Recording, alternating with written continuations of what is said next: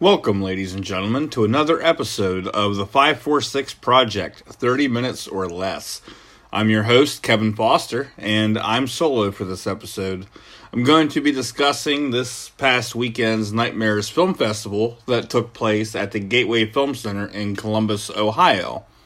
Thursday night, they held a screening for Adam Green's Victor Crowley, which is the fourth installment in the acclaimed Hatchet series. Sadly, the crew, Real Splatter crew, and I didn't make it in time for that showing. So I can't honestly give my opinion on that film. At 10 p.m. on Thursday night, the Gateway Film Center held one of 10 showings in the country for Leatherface, the new Texas Chainsaw Massacre movie. Leatherface, in my opinion, felt more like Natural Born Killers ripoff than a Texas Chainsaw Massacre movie. Now, this particular installment in the Chainsaw series is supposed to serve as a prequel to Tobe Hooper's original that came out back in 1974. Leatherface is currently available on most video-on-demand streaming sites, including iTunes, Amazon, Vudu, etc. It's worth a viewing if you can, if you can get a few people to go in on it and run it along with you, and bring that cost down. It's even better. It wasn't terrible. It was kind of meh, kind of in the middle. So I was kind of like torn in between. I think I gave it like 5 out of 10 on IMDb earlier. Not really much for writing long reviews or reviews really. Just pretty much go with a star system myself. So that was Thursday evening before the actual festival itself, I guess, kicked off. But what got things rolling for us on Friday morning at 10 a.m. was Jeff, and I'm going to try to pronounce his last name correctly, Frumis, had his feature film Romeo's Distress playing at 10 o'clock on Friday morning. I did get to check this movie out, and I really enjoyed it. It was a fun, sad story. Found some of the topics in the movie relatable to some people that I know in my life, and I highly recommend checking it out. Let's see, and on top of that, I haven't seen anything else that he's done. This is the first time I was seeing anything by him. But I must say he was one of my favorite parts of the show, was meeting Jeff and just how awesome of a guy he is. He actually won an award that they gave out at the award ceremony, and I'm trying to remember what they called it. I forget what the actual name of that award was, but pretty much it was given to Jeff because of just like Jeff's relentless support for all the filmmakers and the actual festival itself. He's very supportive. He's very gung-ho. He's pretty involved in everything, and he was just like so happy to be there and be a part of the festival, and he was very supportive to all of the other filmmakers. Of all the showings I went to, the shorts and some feature films, he was in the audience for the majority of the ones that I went to, and he always participated in the Q&As, which I really liked. He had very positive things to say about everyone. Every time I looked around, he was always engaged in conversation with people, and just very outgoing. There's pictures of him with his award and everything. Like I said, seen him talking to people, seen him out to lunch with people, and I'm glad I got to meet him, and I'm glad I got to check out Romeo's Distress. He does have an IMDb page if you want to go on and check that out. and take a look at some of his other stuff. I highly recommend it. And then let's see. Following that on Friday, playing along with that, there were two short films. One being Chlorine, which was a short that was pretty much, I don't really want to give it away, but it was three strange sisters look for some fun in the pool with a trio of frat hunks. Don't want to give anything away, but I found it enjoyable. But the other short that played along with Romeo's Distress was The Doll Maker. And I know everybody in my group, I guess it was just me and Mike Lombardo went and saw that. And it was definitely in our top 5 short films from the weekend. The Doll Maker, a grieving mother must face the cost of creating a creepy surrogate for her dead child. This, from beginning to end in this short film, was just incredible. Highly recommend it. I was trying to look it up online after I got home today and couldn't really find anything on it. But I definitely would love to watch that again. So, like I said, that's definitely in my top 5 short films from the weekend. After that, we had I'm Dreaming of a White Doomsday playing at 2 p.m. on Friday. So between that 12 and 2 o'clock spot, we ended up missing out on what was going on to get ready for the world premiere of I'm Dreaming of a White Doomsday. That's the film that I went along with, being a part of Mike Lombardo's Real Splatter team. And playing alongside White Doomsday was Brian Keene's The Naughty List. It played before it. Brian Keene served as executive producer on Doomsday and wrote the short story that was the inspiration for The Naughty List. That short story was the Sequism Who Stole Christmas, which you can actually purchase on Amazon, and Keene's All Dark, All the Time, the complete short fiction of Brian Keene, Volume 2. Volume 1 of his short story collection is Blood on the Page. Both of those are available on Amazon through Kindle, and I believe still out in paperback for both of those as well. So if you guys want to check out the story, that's how you do that. The Naughty List is not a very faithful adaptation to the Keene story, but I watched it when it first came out on YouTube, and I found it, I don't know, I'm a stickler for sticking to the source material. So at first I did not like it, and I even mentioned it to people going in that I wasn't a fan of it. Paul Compion, I believe this is how you pronounce the last name. I apologize if I got that wrong.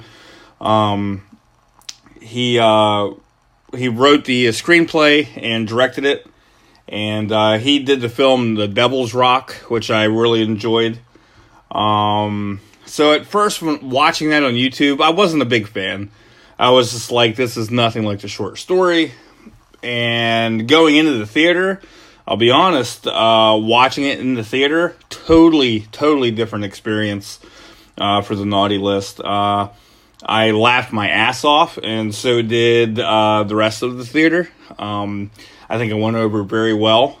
So I'm actually glad that I got to see it on the big screen, and it really changed my opinion on it. You got to see Tony Genova, one of Keene's recurring characters, originally from the Clicker series, is in this story. So you got to see him on the big screen. The actor who plays him, I really liked. And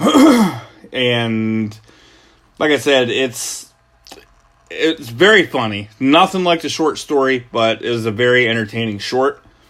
And I know Paul has also been trying to get a feature film adaptation for Brian Keene's Dark Hollow off the ground for quite some time. Not sure what the latest update on Dark Hollow is, But Keen himself, I heard him say that for all the people that had issues with Chiller TV's Ghoul, that if your issue with Ghoul was that it didn't follow the source material very closely and totally changed the ending and all that, that you're going to love Dark Hollow. So apparently Dark Hollow is going to be pretty close, faithful adaptation to the novel. So kudos to all those guys involved. I'm Dreaming of a White Doomsday went very well, in my opinion. It was great seeing it on the big screen, and they did a Q&A afterwards. It's been posted. I posted the version that I recorded, and there's some other versions out there as well. Award ceremony. Hope Bickle won Best Actress in a feature film for I'm Dreaming of a White Doomsday. Now, there were 27 feature films up that, she was competing against. So, all the ones that got nominated, and she came out on top and brought home an award for I'm Dreaming of a White Doomsday. So, congratulations to her. And it was great to be a part of that. And like I said, without that, I wouldn't have been there. But to touch on the weekend as a whole, there were, I've been to horror cons before and everything. So this is the first time of actually going to an actual film festival, which I had a blast. I'm not a filmmaker myself. I support filmmaking, and by doing this, I got to see a lot more variety of short films. Like, I get to see them every once in a while, but there were some really great shorts and films in the festival, so I wanted to kind of touch on some of my favorites from there. So as going down through here, let's see. I Baked Him a Cake. A young girl prepares for her father's birthday under unsettling circumstances. That was a really fun short. Let's see, I'm just trying to go through order here and take a look at some of my favorite. Saw a screening of Creep 2. It's a feature film. That movie was fantastic. The lead actor in that did an incredible job. I did not see the first one, but saw the second one and enjoyed it, so I'll definitely be checking that out. Let's see.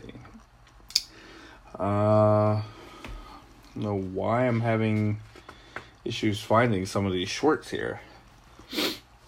Let's see. Thump was a very funny horror short. It's after midnight when things are supposed to be quiet, but aren't. Cry It Out was a fantastic short film. When a newly minted father is left alone with his baby for the weekend, his sanity starts to unravel when he begins to hear terrifying noises coming through the baby monitor at night.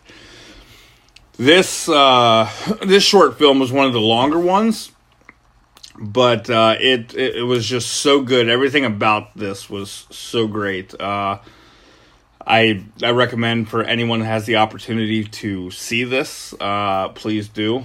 You will not be disappointed. We got in on, I think, Saturday night and caught Machine Baby playing. We were in another showing at the time. We went in for the first 10 minutes to be able to catch that. That was a good one. Let's see. Pizza Face was hilarious. A self-absorbed pizza waitress unleashes devastating horror after downloading a sinister mobile app.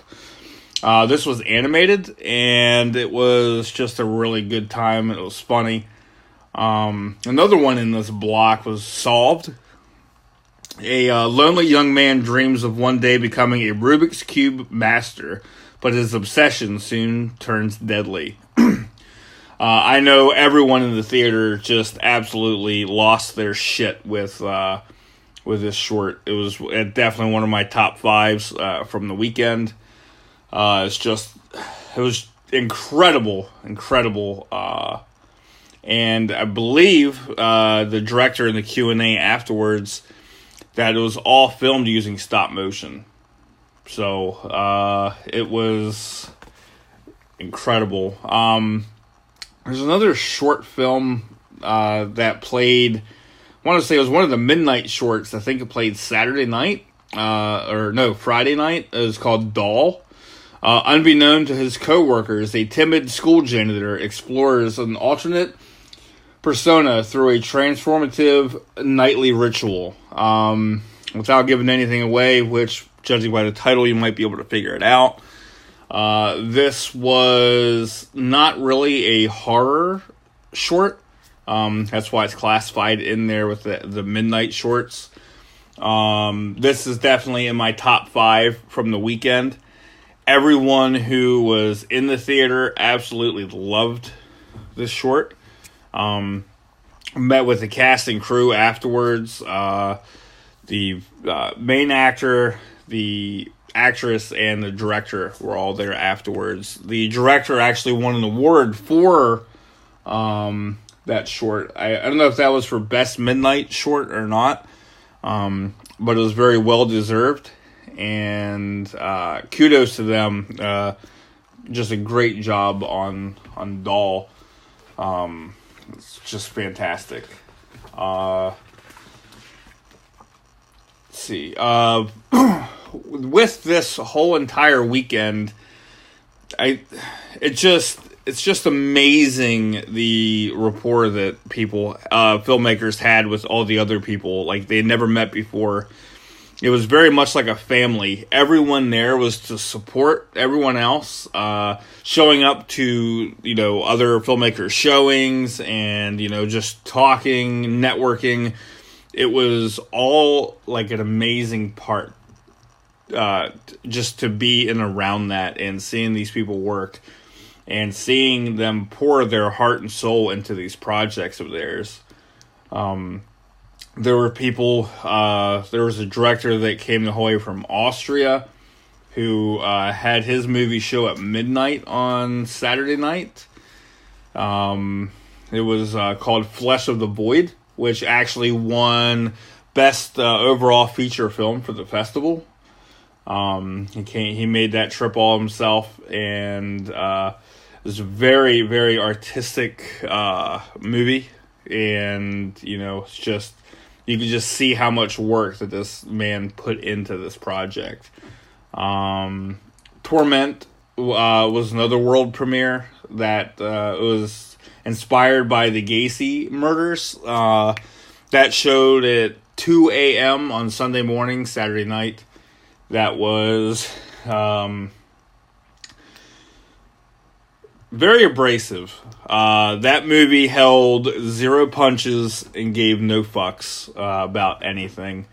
So if you get a chance and want to see it, like I said, it holds no punches, and it definitely fucked with some people's minds. It was you could see it from the theater, and people when they were just leaving, like, it really struck a chord with some people.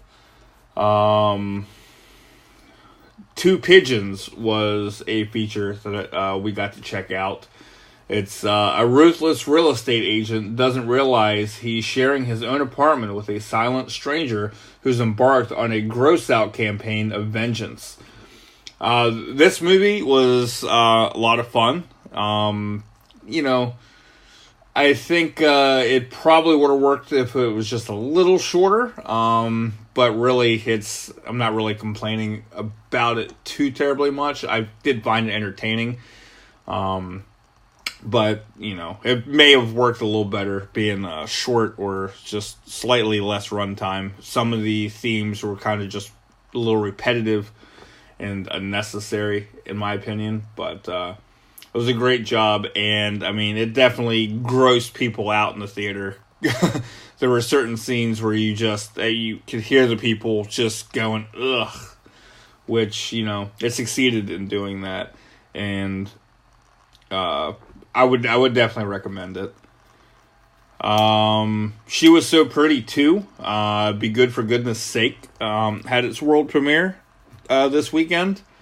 It is the ultimate creep Alfie's Kill Street picks up where She Was So Pretty left off. Have a Merry Christmas. It may be your last. There was a ton of positive response for this movie over the weekend. Met the cast and crew, all great people. Like I said, everyone at the festival were all great. This movie, I believe, took home an award for Best Cinematography. So, that's something to be very proud of. It was one of the first features I got to watch. I think it premiered Friday, if I remember correctly. But it was definitely had some very interesting scenes in it. Some gross out scenes were definitely in part of it. Some dry humor.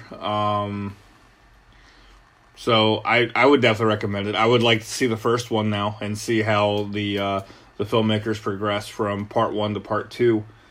And because everybody said that the director, seeing her evolve into this from the last one, that you could definitely see progression in her ability as a filmmaker.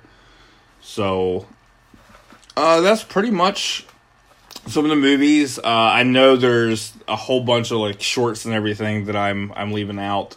Compulsion was a really good one. I know I left out, but there were just so many. My only real complaint about the weekend is I didn't have enough time to see everything. You want to be in there and see as many shorts and films as possible, but it's just not. We went most of the time almost all day without eating, so you had to pick this block towards the end of the day or 6 p.m. just to go grab something to eat, so you had enough energy to get through the rest of the evening.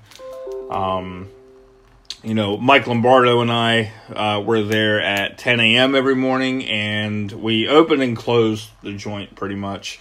We were there from the beginning to the end on Friday and Saturday, and it was so much fun. I'm looking forward to, hopefully going back next year and being a part of this again. And would like to see the progression of Scares That Cares film festival that Mike Lombardo is heading up. I know he's going to try and get some of these shorts from Nightmares Film Festival in that, which would be great, knowing I'll get to see those again. But just a huge shout out to all the people involved in the Nightmares Film Festival. The theater itself was great, great location. Parking was very easy. The staff was incredible. There was no lines. Everything started when it was supposed to. There were Q&As. There was plenty of time to meet and greet all the filmmakers in the VIP lounge. Just everybody was great. I didn't run into any issues whatsoever. And like I said, kudos to them. They definitely deserve all the praise that they could possibly be given for having such a great show.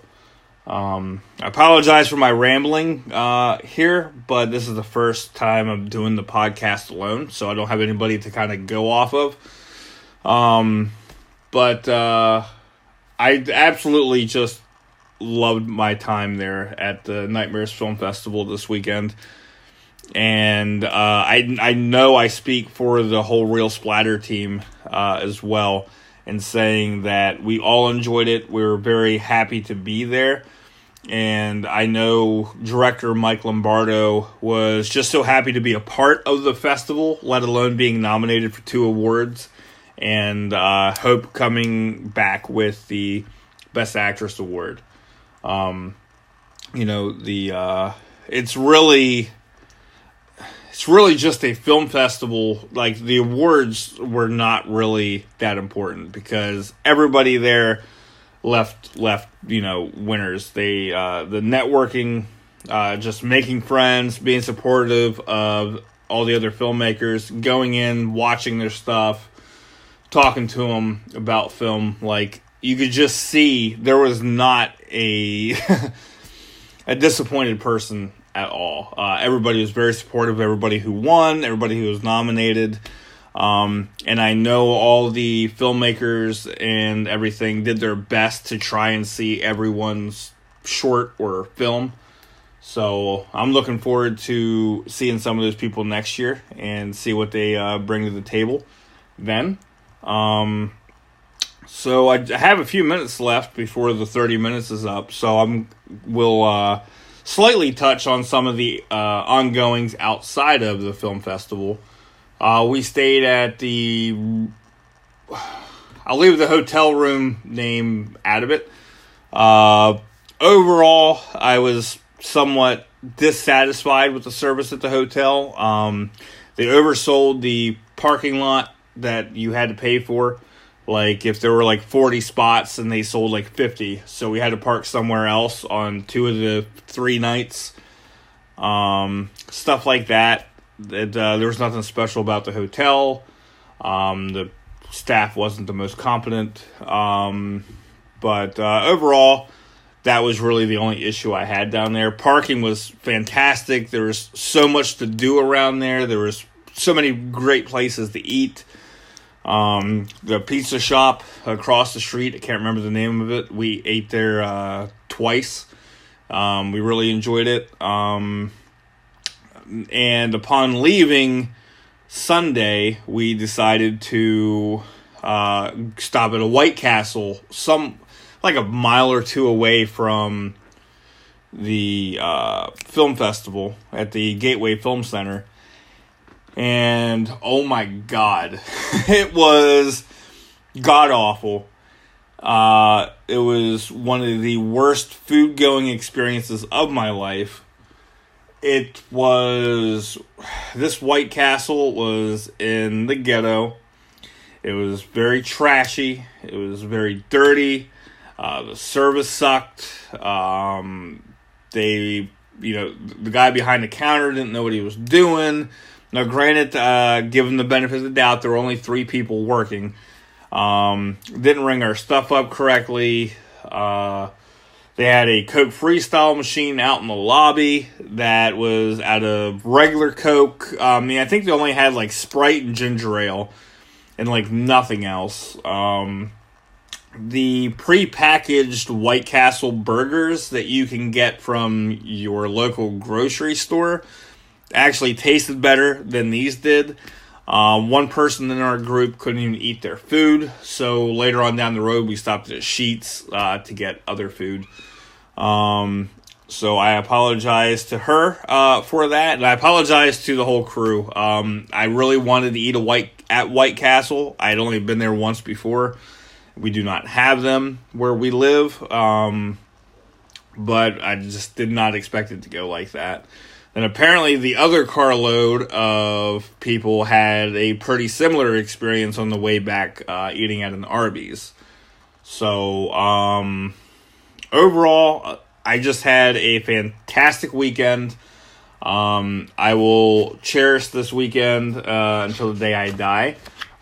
This and Scares That Care are just 2 great organizations that I'm now going to look forward to being a part of every year.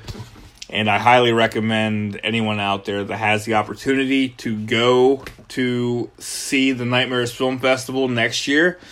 By all means, do. You're not going to be disappointed. There was never a dull moment. So many great features and short films, and just so many great people head this up. I cannot stress that enough. It's just how awesome everyone was. So, thank you, and like I said, this is my first podcast alone, so forgive me if I rambled, but, just get better as things go on. So thank you for tuning in, and I hope you enjoyed this episode of the 546 Project, 30 minutes or less. Thank you. Good night.